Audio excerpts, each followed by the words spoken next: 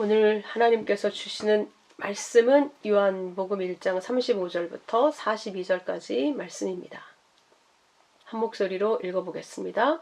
또 이튿날 요한이 자기 제자 중 두 사람과 함께 섰다가 예수께서 거니심을 보고 말하되 보라 하나님의 어린 양이로다. 두 제자가 그의 말을 듣고 예수를 따르거늘 예수께서 돌이켜 그 따르는 것을 보시고 물어 이르시되 무엇을 구하느냐 이르되 랍비여 어디 계시오니이까 하니 랍비는 번역하면 선생이라. 예수께서 이르시되 와서 보라. 그러므로 그들이 가서 계신 데를 보고 그날 함께 거하니 때가 10시쯤 되었더라. 요한의 말을 듣고 예수를 따르는 두 사람 중 하나는 시몬 베드로의 형제 안드레라. 그가 먼저 자기의 형제 시몬을 찾아 말하되 우리가 메시아를 만났다 하고 메시아는 번역하면 그리스도라. 데리고 예수께로 오니 예수께서 보시고 이르시되 네가 요한의 아들 시몬이니 장차 게바라 하리라 하시니라. 게바는 번역하면 베드로라. 아멘. 오늘 이 말씀 본문으로 메시아를 만난 자들이라는 제목으로 말씀을 나누도록 하겠습니다. 35절이 또 이튿날 이렇게 시작하고 있죠. 첫째 날 빛으로 오신 예수. 그래서 이 어두움이 없게 되도록 예수께서 빛으로 오셨다. 아래 어둠을 덮으러 오신 분이 예수다 말씀하시죠. 둘째 날 이튿날이라고 표기된 그것은 윗물이 아랫물을 덮으러. 그래서 예수께서 성령으로 세례를 주실 자다. 요한은 물로 세례를 주지만 예수님은 윗물로 우리를 세례 베풀러 오신 분이다. 그분이 바로 구원자다.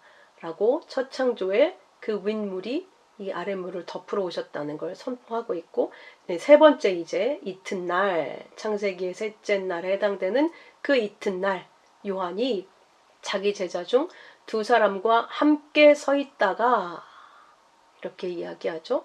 두 사람과 함께 서 있다가 예수께서 거니심을 보고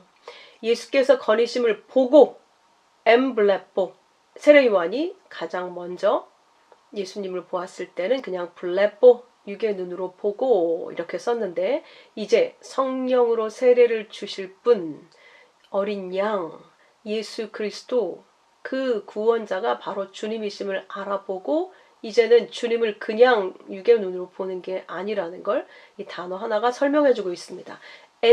어디 안에 이런 뜻과 블레뽀가 합쳐진 엠블레뽀는 그 안을 들여다보다 주목하다 이런 말이거든요. 이제 그 주님이 메시아이심을 깨달아 알고 있는 이 요한이 그 예수의 거니심을 보고 그 내용을 바라보고 말하되 보라. 이것도 에이돈이에요. 보라. 믿음의 눈으로 보라 이 말이죠. 하나님의 어린 양이로다 라고 선언합니다. 보라 하나님의 어린 양이로다.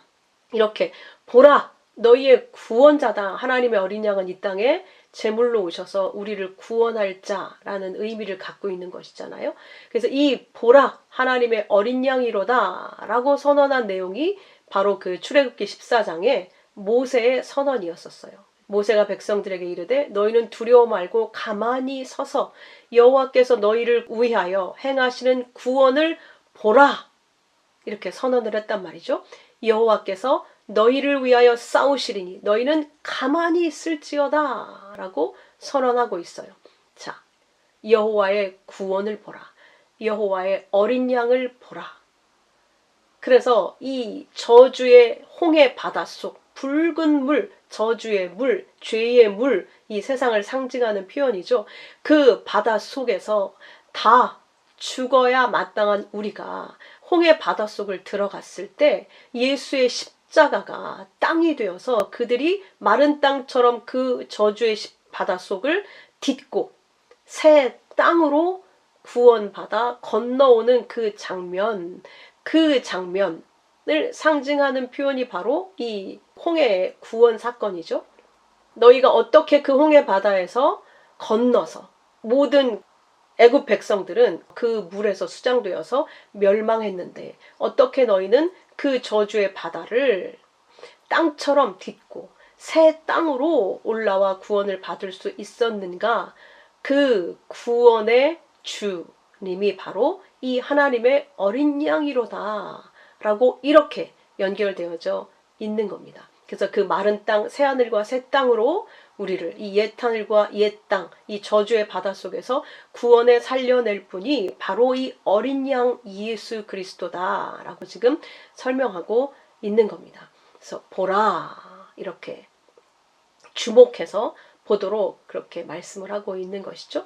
그래서 이 셋째 날에 바다에서 그 묻이 이렇게 드러나듯이 저주의 바다 가운데에서 있는 우리를 새하늘과 새 땅으로 구원에 올리시는 예수 그리스도가 바로 이 첫째에 나누어진 첫 창조를 이제 하늘의 은혜로 덮어서 너희를 구원하러 왔다라고 셋째 날의 완성을 설명하시는 내용이 바로 또 이튿날 예수께서 거니심을 보고 보라 하나님의 어린 양이로다 라고 선포한 이 구절이 그 첫 창조의 완성을 설명하고 있습니다. 이렇게 세례 요한은 예수께서 하나님이 보내신 그 구원의 어린 양이다 라고 하는 것을 믿음의 눈으로 볼 수 있었습니다. 그래서 예수님께서는 이 단어를 사용해서 공중의 새를 보라, 심지도 거두지도 않고 창고에 모아들이지도 않는데 너희 하나님께서 기르시나니 너희는 이것들보다 귀하지 아니하냐 라고 하면서 공중의 새를 보라고 할 때에도 이 엠블레포를 사용하고 계세요. 그 안에 내용을 보라는 거예요. 날아다니는 그 새, 그냥 겉으로 보이는 그 새로만 보지 말고 그 안에 담겨 있는 너희가 이 땅에 세워진 육으로 지어진 성전 그것만 보지 말고 그 성전 안에 내용이 참 성전이 누구인지를 보라는 거죠. 너희를 진짜 기르고 양육하고 사랑하는 그분을 봐야지.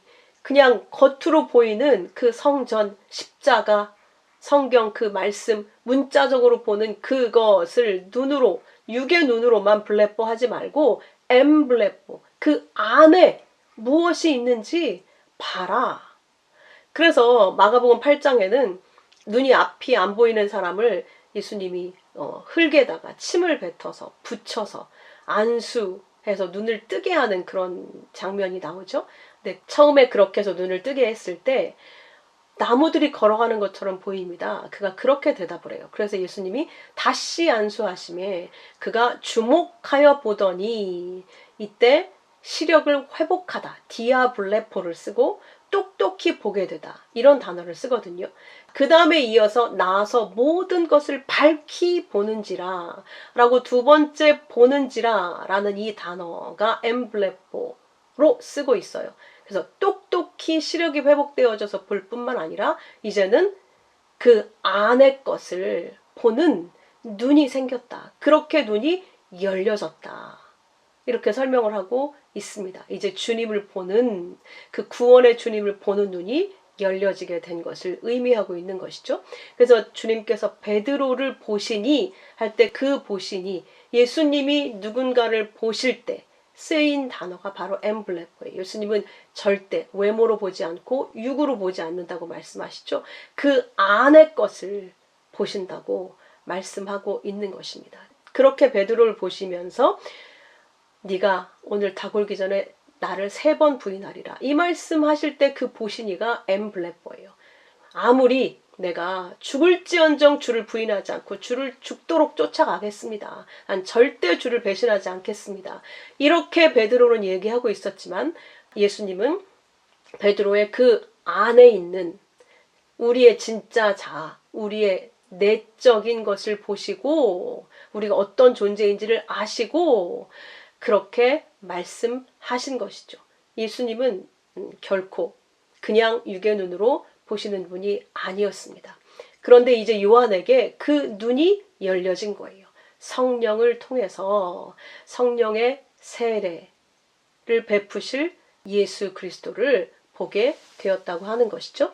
그 요한의 이야기를 듣고 두 제자가 예수를 따르거늘, 그러니까 요한을 따르던 두 제자가 보라 하나님의 어린 양이로다. 저분이 바로 우리를 구원하실 메시아, 구원자시다 라고 이야기하니까 그 말을 듣고 예수님을 그 두 제자가 따르게 돼요. 요한을 따르다가 이제 예수님을 따르게 되는 것이죠.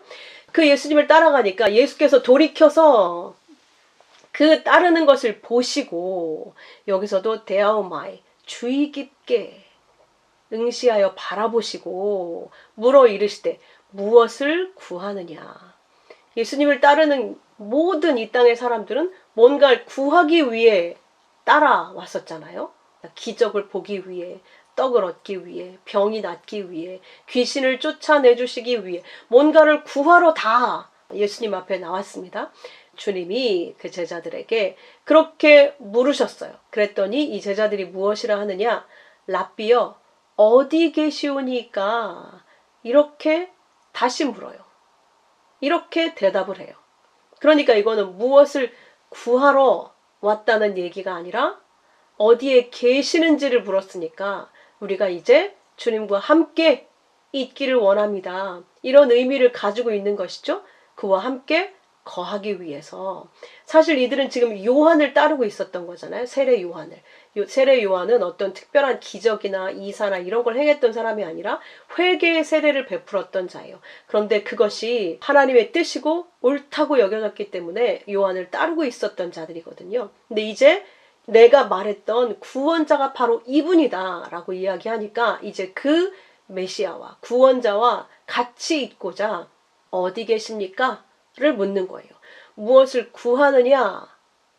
이전에 예수님과 함께 있기를 원하는 자들이 바로 제자들이다. 이 땅의 모든 사람들은 예수님을 찾을 때 뭔가를 구하러 찾게 되죠. 뭔가를 원하는 게 있어서. 그런데 하나님께서 택하신 그 백성들은 그 주님과 함께 있고자, 그 주님과 함께 있는 것이 생명이라는 거, 그것이 구원이라는 걸 아는 자라고 하는 그 의미가 사실 이 안에 내포가 되어져 있습니다. 사실 이때 육적으로는 이 두 제자가 세례 요한이 이분이 바로 하나님의 어린 양이다, 구원자다 라고 이야기했지만 아마 그런 마음도 있었을 거예요. 과연 이분이 메시아가 맞을까?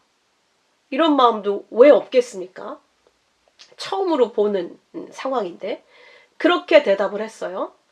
근데 예수께서 이르시되 와서 보라. 와서 보라. 영접을 하신 거예요. 어디 계십니까? 이렇게 여쭸더니 와서 오라고 영접하고 계신 거죠. 지금 보라. 와서 보아라. 이때 보라는 호라오예요.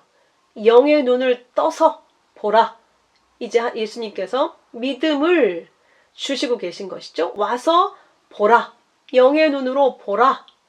그러므로 그들이 가서 계신 데를 보고, 이때는 에이돈이에요. 믿음이 시작되는 그 눈, 예수께서 우리에게 생명을 주러 오신 성령 세례를 베푸실 그분, 우리를 구원하실 그분이라는 걸 믿는 눈으로 보게 되는, 믿음을 갖게 되는 그 눈으로 보고 그날 함께 거하니, 그 곁에 파라 거하니, 그 곁에 예수님 곁에 함께 서니, 이런 말이죠. 이제 성령이 오셔야 성령이 내 안에 내주하시고 성령이 내 안에, 내가 그 안에 이렇게 거하게 되는 것이고, 아직 지금 예수님은 육으로 계신 상태잖아요. 그래서 그날 주님과 함께 서다, 함께 머물다, 그 곁에 서다, 이런 의미로 쓰고 있습니다. 그랬더니 그때가 10시쯤 되었더라. 이렇게 시간을 기록하고 있어요. 이 시간이 뭐가 그렇게 중요하길래 여기에 기록을 해놨을까? 물론 역사적으로 사실이라는 걸 증명하기 위해서 시간을 기록해 놓기도 했겠지만, 사실 10시라고 하는 건 지금 시간으로 따졌을 때는 오후 4시를 가리키죠. 6을 빼면 되니까 오후 4시쯤 예수님을 만나서 예수님과 함께 있게 된 거예요. 그때가 10시쯤, 네, 10번째 만큼 서수를 썼어요. 헬라 사람들은 시간을 표현할 때 서수의 숫자로 썼다고 해요. 그래서 10번째, 근데 시쯤, 그것만큼, 그쯤 되었더라. 그래서 그쯤 시간이 되었다라고 표현할 수도 있겠지만, 예수님의 제자들이, 이제 예수를 따르는 그 제자들이 예수님과 함께 거했다, 하나가 되었다 하는 걸 설명하고 있는 거잖아요. 그러니까 열로 완성, 되었다. 이 얘기를 하고 싶은 것이겠죠. 그래서 10번째를 뜻하는 히브리어 알파벳이 우리가 알다시피 히브리 알파벳 22개 중에서 가장 작은 점에 해당하는 요드 이 단어거든요. 가장 작은 글자인데 뜻은 충만이며 완성의 뜻이에요. 그래서 10계명은 하나님의 완전한 말씀을 의미하는 거거든요. 그래서 10개로, 10로 주신 거예요. 10으로 완성된 그 말씀으로 주신 것이죠. 그래서 그 완성이라는 뜻을 가진 10번째라는 그 글자처럼 이 제자들이 예수님과 함께 그 곁에 서서 함께 거함으로 말미암아 완성, 충만케 되었다. 이렇게 쓰고 있습니다. 이 요드라는 글자가 여호와라는 그 단어의 첫 글자예요. 그래서 여호와라는 글자 4개의 알파벳으로 쓰여져 있거든요. 그래서 그 여호와라는 글자를 파자에서 뜻을 살펴보면 능력의 손을 보라, 못자국을 보라. 그래서 여호와예요. 그래서 십자가에 달리신 예수 그리스도, 그분이 구원자, 여호와시다. 여호와가 그런 뜻을 가지고 있습니다. 예수님이 우리를 구원하러 오신 여호와, 구원자시다. 그런 의미예요. 그래서 여호와 하나님 할 때 여호와는 구원자 예수 그리스도를 가리키는 하나님의 표현이에요. 이름이에요. 하나님의 이름. 그래서 마태복음 5장 18절에 이 이오드가 쓰인 이 단어, 이오타가 쓰인 단어가 진실로 너희에게 이르노니 천지가 없어지기 전엔 율법의 1.1획도 결코 없어지지 아니하고 다 이루리라. 그래서 율법의 1점, 이오타가 요드를 말하는 단어거든요. 이 점 하나도 없어지지 않는다는 거예요. 왜냐하면 이 점 하나도 하나님의 충만, 완성을 설명하는 예수 그리스도의 구원을 설명하고 있는 말씀이기 때문에 결코 하나도 하나님의 말씀은 땅에 떨어질 수 없다는 것을 말씀하고 있습니다. 여러분, 오후 4시에 예수님과 함께 거하며 그날 함께 있었다고 했으니까 그날, 그리고 바로 헤어진 게 아니라 그날 같이 있었다고 돼 있잖아요. 그럼 그 두 제자와 예수님이 무엇을 하셨을까? 미루어 보건대 주님의 말씀을 들었을 거예요. 그래서 어떻게 되었는가? 그들은 주님이 메시아임을 알게 됐습니다. 그래서 40절 41절에 이 말씀이 이어집니다. 요한의 말을 듣고 예수를 따르게 된 두 사람 중 하나가 시몬 베드로의 형제 안드레였다. 이렇게 소개하죠. 그래서 그 안드레가 이제 예수님과 함께 그날 거하면서 와, 이분이 정말 메시아가 맞구나. 이런 확신이 들게 된 거예요. 믿음을 갖게 된 거죠. 그가 먼저 자기 형제 시몬을 찾아갑니다. 그 기쁨을 가지고 정말 우리가 기다리고 기다렸던 구약부터 계속 선지자들이 메시아가 올 거라고 얘기했던 그분이 진짜 내 눈앞에 있는 이 예수님이구나, 이분이구나 라는 걸 깨달았을 때, 알게 됐을 때 너무나 기뻐서 가장 먼저 찾아간 자가 바로 자기 형제 시몬이었어요. 그래서 그에게 찾아가서 우리가 메시아를 만났다 라고 기쁨으로 소리칩니다. 메시아는 번역하면 그리스도라 같은 이야기죠. 마시아, 기름 부음 받은 왕이라는 뜻입니다. 이 기름 부음 받은 자가 어디에 나오는가? 다니엘 9장 25절 26절에 나옵니다.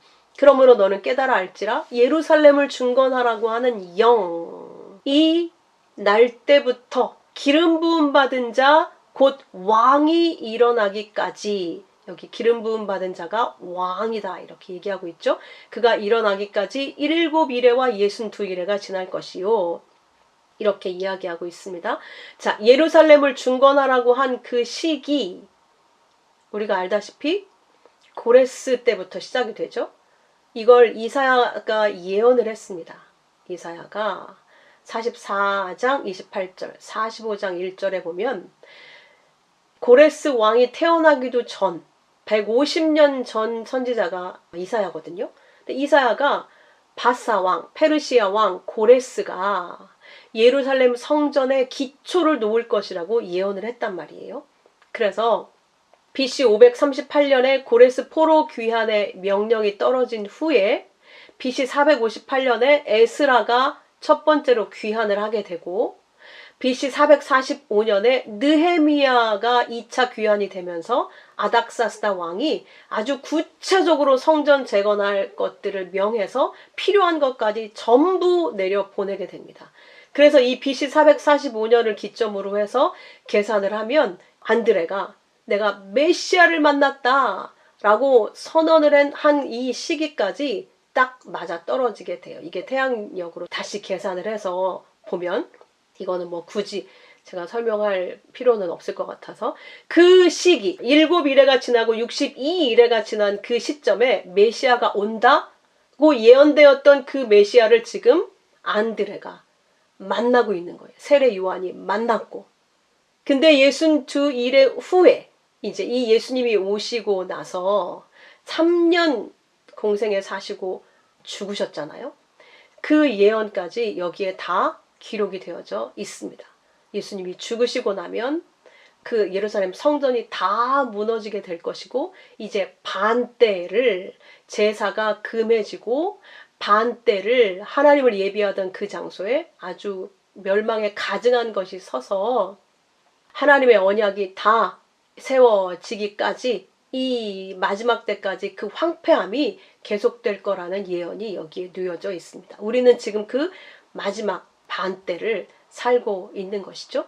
이렇게 메시아를 만난 자, 맨 먼저 세례 요한이 자기 두 제자에게 이야기했고 그 두 제자 중 하나인 안드레가 자기 형제 시몬, 우리가 알고 있는 베드로, 그에게 또 전해서 이야기해 줍니다. 내가 메시아를 만났다. 이분이 메시아다. 라고 이렇게 지금 점차적으로 전해지고 있는 장면으로 그리고 있죠. 요한복음은. 다른 복음서를 여러분 기억해 보세요. 제자들을 만났을 때 이렇게 말씀이 전해져서 만나지 않고 예수님이 직접 지나가시다가 베드로도 부르고 요한도 부르고 마태도 부르고 여러분 기억나시죠? 예수님이 먼저 찾아가서 자기 일에 열중해 있는 그 사람들을 부르시는 것으로 만남이 시작돼 있잖아요. 근데 요한복음은 이렇게 기록이 되어져 있어요. 그러니까 그때 예수님이 찾아가셨을 때는 사실 두 번째 만나게 된 거였었고요. 먼저 이런 만남이 있었어요. 안드레도 베드로도. 그래서 베드로도 안드레 때문에 예수님을 만나게 됩니다. 그래서 이 시몬에게 메시아를 전했더니 안드레가 시몬 베드로를 예수께 데리고 오죠. 그랬더니 예수님이 그 베드로를 보시고 여기서도 엠블레뽀예요. 그 안을 응시해서 안을 들여다보시고 이르시되 네가 요한의 아들 시몬이니 또 베드로가 하필이면 요한의 아들이에요. 하나님의 은총을 입은 자, 사랑을 입은 자, 그 요한의 아들 시몬이니 시몬은 들으심이라는 의미를 갖고 있죠. 이름을 근데 바꿔주세요. 장차 게바라 하리라. 반석이라 하리라. 그래서 이 베드로는 나중에 예수님을 구세주로 고백하는 반석과 같은 그런 고백을 하게 되죠. 예수님이 정말 구원자이심을 고백하게 되죠. 나의 구주로. 그래서 그 게바, 베드로, 번역하면 베드로다라고 친히 이렇게 설명까지 붙여주고 있습니다. 그 베드로라는 이름을 시몬에게 주십니다. 시몬에게 새 이름을 주세요. 그래서 그 안드레를 통해서 예수님을 만났던 베드로의 이름이 반석으로 바뀌어지게 됩니다. 이렇게 전하게 되어지는 요한복음은 복음서의 완성과 같잖아요. 그리고 하나님의 성령으로 말미암아 하나님의 백성된 자에게 모든 것을 숨김없이 그 안의 진리로 예수께서 이 땅에 오셔서 행하신 일들을 해석해 주는 복음서라고 말씀드렸잖아요. 그러니까 그들에게 주시는 복음서기 때문에 예수님이 찾아가서 하나씩 만나는 것을 기록을 한 게 아니라 그 메시아를 믿음의 눈으로 알아보고 그들의 말로 전해서 이렇게 메시아를 만나게 되는 것으로 증거하고 있습니다. 우리도 누군가에게 전함을 받아서 예수님을 믿게 되었죠. 여러분도 그러시죠? 그래서 주 예수를 믿으라 그리하면 너와 내 집이 구원을 얻으리라 이렇게 말씀하셨잖아요. 이때 내 집이 육적 가족을 얘기하는 게 아니에요. 하나님의 집 안의 구성원. 그러니까 그 하나님의 백성들이 내 육적 가족 안에 있을 수도 있고 내 가족이 전부 그 하나님 백성일 수도 있죠. 근데 그렇지만 아닐 수도 있어요. 근데 어쨌든 누가 됐든지 간에 하나님의 권속 안에 속해 있는 누군가에게 전하게 돼 있다는 걸 알 수 있습니다. 그래서 에베소서 2장 19절도 그러므로 이제부터 너희는 외인도 아니고 나그네도 아니고 이방인 나그네 이런 거 아니라는 거예요. 오직 성도들과 동일한 시민이다. 이제 이방인들도 하나님의 백성이 되었을 때, 예수를 믿게 되었을 때 이제 하나님의 백성들, 그 나라의 시민들이라고 말씀하시면서 하나님의 권속이다. 이런 표현을 써요. 권속이 오이케이오스라는 단어. 이게 가정, 식구, 지지자 이런 뜻이거든요. 그러니까 가족이라는 얘기예요. 하나님의 가족. 그러니까 하나님의 가족에게 전하게 돼 있다는 얘기인 것이죠. 여러분은 예수님을 처음 구원자로 만났을 때 누구에게 증거하셨습니까? 여러분 혹시 기억나십니까?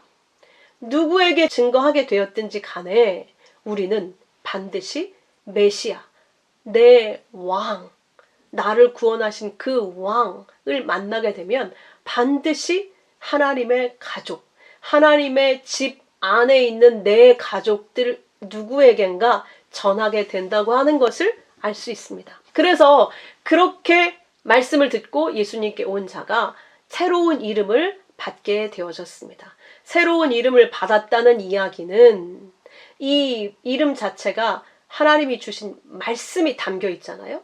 그래서 그 말씀대로 살 것이라는 의미를 갖고 있는 것이죠. 그래서 아브람도 아브라함, 생명이 들어간, 그래서 열국의 아비, 열국의 어미 이런 이름을 받았던 것처럼 새로운 이름을 받게 되는 거예요. 그래서 우리를 그리스도인이라고 하는 것이죠.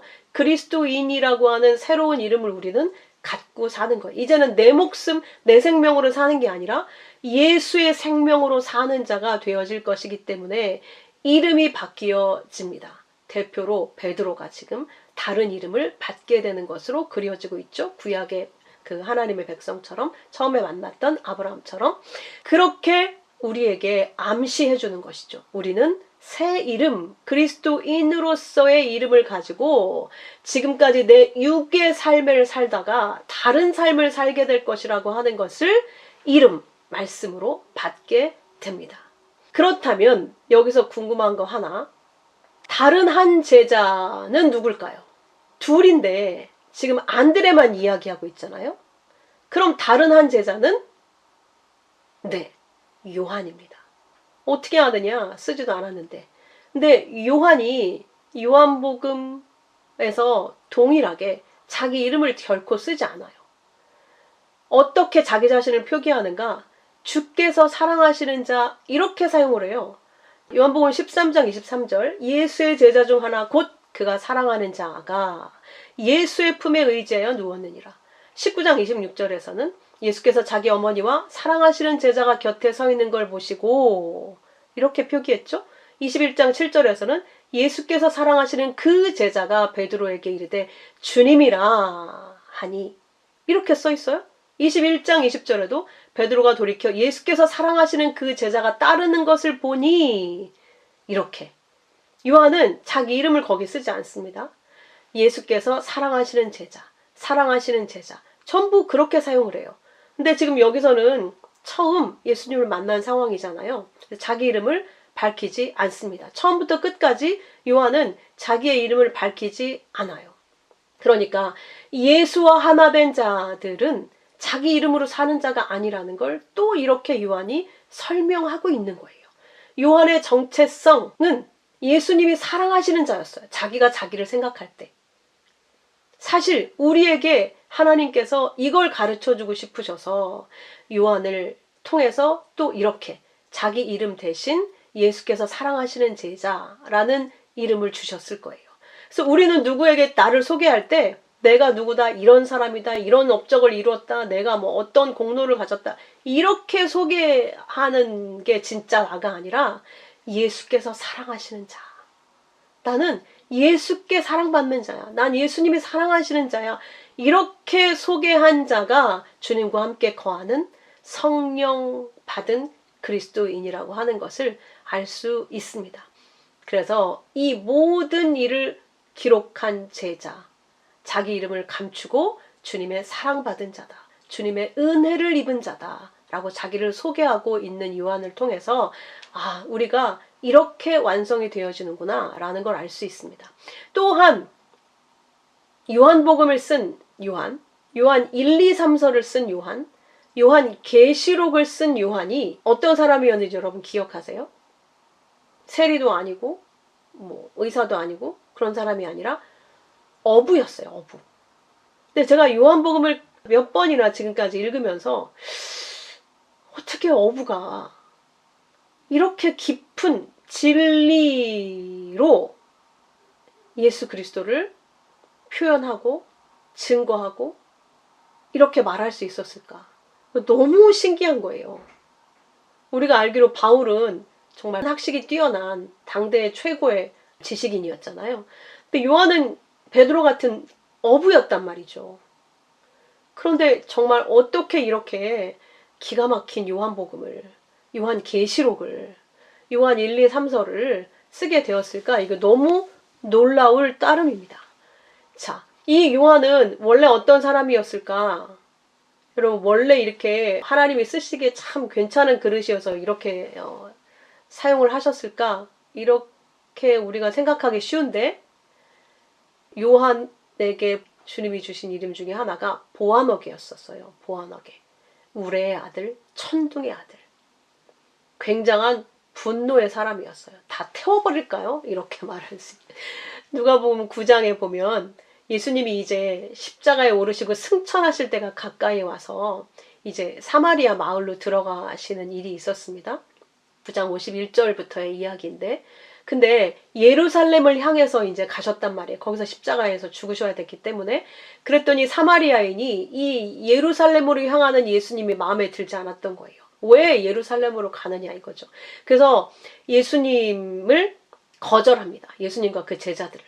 그랬더니 그때 너무 야고보와 요한이 화가 나서 주여, 우리가 불을 명해서 하늘로부터 내려 저들을 멸하라고 하기를 원하십니까? 불을 내려서 우리 저들을 다 그냥 쓸어버릴까요? 이렇게 얘기했던 사람이 요한이에요. 여러분 믿어지세요?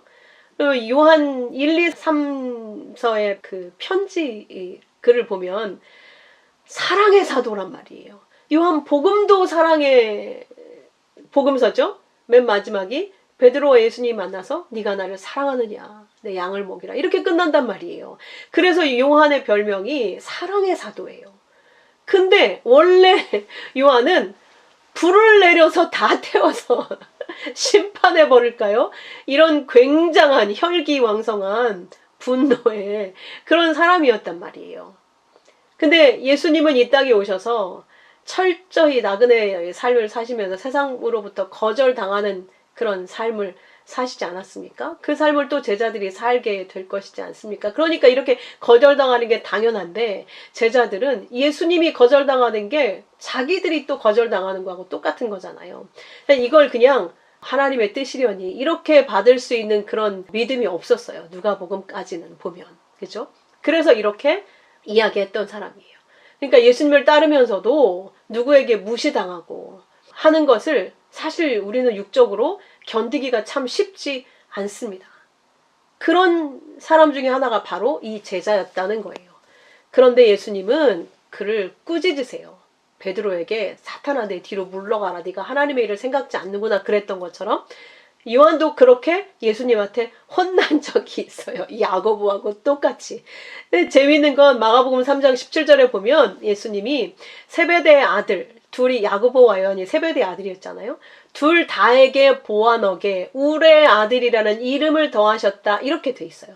그러니까 얘네의 본질은 불같은 성격의 천둥 소리를 내는 분노하는 자들이었다는 걸 알 수 있어요. 그런데 이들이 예수님을 만나니 성령이 임하니 어떻게 되더라? 야고보는 가장 먼저 순교하는 자가 되죠. 헤롯 아그리파 1세에 의해서 참수당합니다. 반면 요한은 가장 오래 생존해서 90세가 넘게 살죠. 반매섬에서 유배당하고 도미티안이 죽자 다시 에베소에 돌아와서 살다가 자연사 하게 되거든요.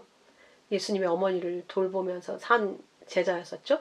가장 혈기왕성하고 배타적이고 분노도 잘했던 그 요한이 십자가와 부활, 그 성령을 경험하면서 울의 아들에서 사랑의 사도로 변화가 된 거예요. 야고보는 가장 먼저 십자가를 위해서 죽는 자가 되어진 거예요. 정말 완전한 변화 아니겠습니까? 그 요한이 끝까지 하나님은 사랑이시다. 서로 사랑해라. 자녀들아 서로 사랑하라. 이 복음을 남기고 갔어요. 이렇게 불같은 자가 성령에 의해서 나는 날마다 죽노라. 나는 죽고 예수로 살게 되니 이렇게 사랑의 사도로 변화가 되더라. 그 불같은 자가 예수를 위해 자기를 던지는 그런 순교의 삶, 야고보와 같은 삶을 살더라.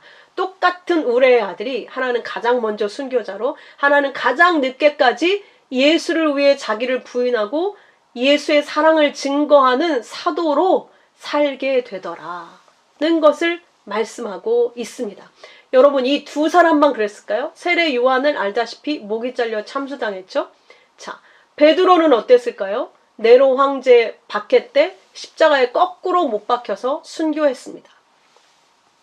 야고보 요한은 이야기 드렸고 안드레는 어떻게 죽었을까요? 러시아 그리스 지역 전도하다가 X자형 십자가에 달려 순교했다고 전해지고 빌립은 튀르키예 거기에서 전도하다가 기둥에 매달려 순교했고 바돌로메 나다나엘이라고 하는 그는 인도 근교까지 갔다가 산채로 살가죽이 벗겨지고 그 고통스러운 형벌을 당하면서 순교했습니다.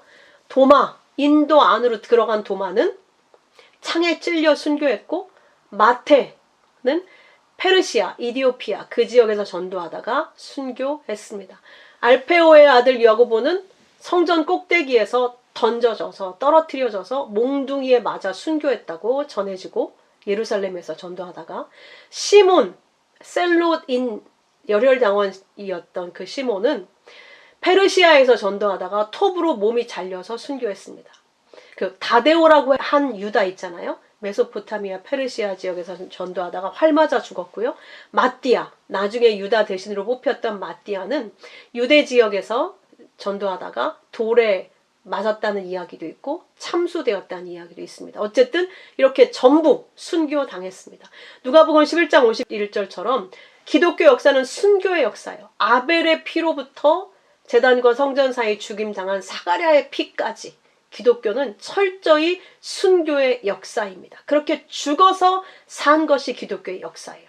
그러니까 메시아를 만난 모든 제자들은 그 메시아를 누군가에게 전해주고 하나님의 말씀의 약속대로 자기 육적 목숨을 빼앗기고 하나님의 생명을 얻어서 부활한 자들입니다. 하나같이. 그래서 마가복음 8장 35절에도 나와 복음을 위하여 자기 목숨을 잃으면 구원하리라 라고 말씀하고 있습니다. 야고보처럼 가장 먼저 순교당해서 죽은 자가 있고 요한은 자연사를 했지만 사실은 가장 오래 살면서 90세가 넘도록 살면서 날마다 자기를 부인하며 사는 그 삶이 사실 훨씬 고통스러운 삶이라고 전 생각합니다. 야고보는 순교당하는 그 순간만 지내면 천국이잖아요. 얼마나 이게 복될까 싶어요. 근데 90세까지 그렇게 그 인생에 날마다 부인당하며 복음을 위해 죽는 삶을 살았다는 그 삶. 어쨌든 일찍 죽었든 나중에 죽었든 아무 상관없이 여하튼 메시아를 만난 자는 그 메시아는 우리의 왕이요 나를 구원한 자이기 때문에 내 육이 부정당하고 그 메시아가 드러나고 증거하는 그 삶을 살게 된다라는 것이 오늘 본문에서 메시아를 만난 자가 나타내주고 있는 복음입니다. 그러므로 올 한 해 디모데후서 1장 8절처럼 오직 하나님의 능력을 따라 복음과 함께 고난을 받는 내 자신이 부인당하고 오직 그 예수 그리스도만 증거하고 그 예수 그리스도가 내 안에 내 모든 생각과 다른 육적인 것들은 부정하고 예수만 나타나시는 믿음의 눈으로 예수만 바라봄으로 예수만 증거하고 내 삶에서 예수만 인정함으로 말미암아 내가 죽고 예수가 나를 통해 사시는 그런 복된 한 해가 되시기를 주님의 이름으로 축복합니다. 함께 기도하겠습니다. 아버지 하나님, 우리가 이 땅에 살면서 다 자기를 위해서, 자기 영광을 위해서 이 땅에서 정말 내 이름을 내는 삶을 살고 싶어서 모든 사람들이 그곳을 향해서 달려가고 있습니다. 그래서 그들의 결국이 사망이며 심판이며 영원한 형벌임을 저희가 너무나 잘 알고 있습니다.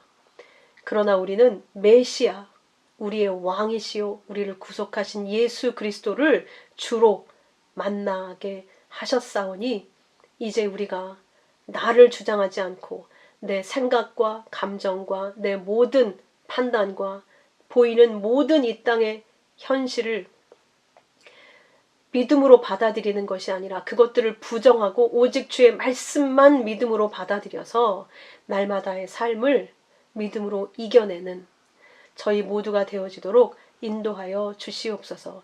그래서 오직 우리의 삶을 통해, 입술을 통해, 생각을 통해, 우리의 모든 삶을 통해 예수의 능력과 사랑이 증거되어지도록 역사에 주시옵소서. 우리가 예수, 메시아를 만났다.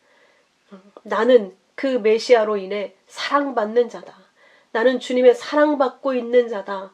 라고 하는 그 이름, 내 정체성을 결코 잊지 아니하고 날마다 내가 나를 바라볼 때, 내 삶을 판단할 때, 이 역사 속에 나를 바라볼 때 오직 예수 그리스도와 그 사랑을 받는 나로 그렇게 보여지고 해석이 되어지도록 은혜 베풀어 주옵소서. 그래서 다른 사람들을 또 그렇게 살려내고 그 메시아를 전해주어서 주의 모든 집에 해당되는 그 백성들이 속히 온전히 구원을 이루어 이제 주의 나라가 속히 오게 되어질 수 있도록 인도하여 주시옵소서. 귀하신 예수 그리스도의 이름으로 기도하옵나이다. 아멘.